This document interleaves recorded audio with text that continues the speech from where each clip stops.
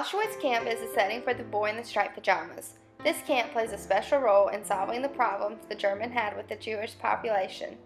The most advanced method the German used was the method that took the shortest amount of time and did not draw much attention. When the Jewish first arrived to the camp in special trains towards the end of the evening, they were driven on tracks to special areas of the camp. Once they arrive, they are unloaded and examined to see if they are fit to work by a team of doctors. The examination is done in front of the camp commandant and by several SS officers. The ones who are fit to work are then taken to a special camp. The ones who are sick and can be cured are sent straight to a medical camp. At this camp, they are cured with help from a special diet. The basic idea the Nazis had was to conserve all the potential manpower for work in the camps. The unfit were sent to cellars. They were told they were going to be cleaned and disinfected for their new assignments. The prisoners had to completely undress and leave their clothes under a numbered stall. They were then sent to a room and killed by deadly gas. During World War II, young Jewish children were murdered in very cruel ways by the Nazis. These murders of these children were the least documented. Many of the children died in mass shootings performed by the Nazis. Some even died from living in the rough ghettos of Eastern Europe. These children who were not able to work were exterminated as soon as they arrived in the death camps.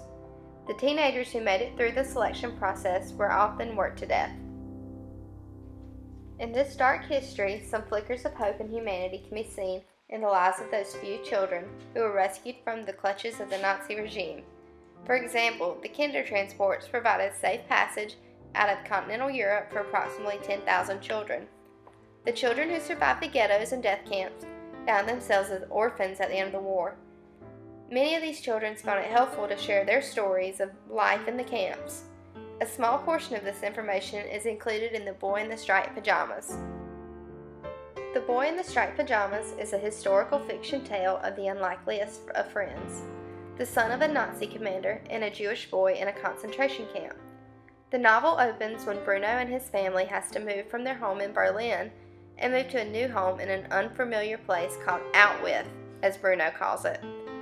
Bruno is very curious about his new environment, but is told of certain places he couldn't go. Unable to fight his curiosity, he ventures into restricted areas one afternoon. Bruno arrives at a fence that he follows until he sees a boy sitting on the other side of the fence. The boy has no shoes, is wearing striped pajamas, and a cloth cap. Bruno becomes friends with the boy, and they quickly discover they have the same birthday. They begin to talk about where they're from, and Bruno becomes curious as to why there are so many people on Samuel's side of the fence. Bruno continues to enjoy exploring the wood around his house. For the most part, he always seems to find himself at the fence with his new friend. Bruno brings him food, and they always seem to talk about how they cannot play together. They become so close that Samuel shares with Bruno that he does not know where his dad is. Bruno decides to make it his mission to find his dad. One day, Bruno takes off his clothes and puts on the striped pajamas so he will blend in and sneaks over to his friend's side. Will the boys find his father, or will the guard find them first? The Boy in the Striped Pajamas explores a child's innocence in a time of war and the common desire we all have for friendship. The Boy in the Striped Pajamas is one of the many books written about the Holocaust, but this book is a little interesting because of the child's point of view. Through death, illness, starvation, and Nazi brutality that is going on right on the other side of the fence, Bruno is able to keep his innocence. Bruno and his family represent what it's like for the families of Nazi soldiers and how they lived. This novel also gives a glance at what life was like for Jewish families as well. It shows the hardship they lived through. To learn more about what it was like to be a Jewish child in a concentration camp, go check out the book The Boy in the Striped Pajamas.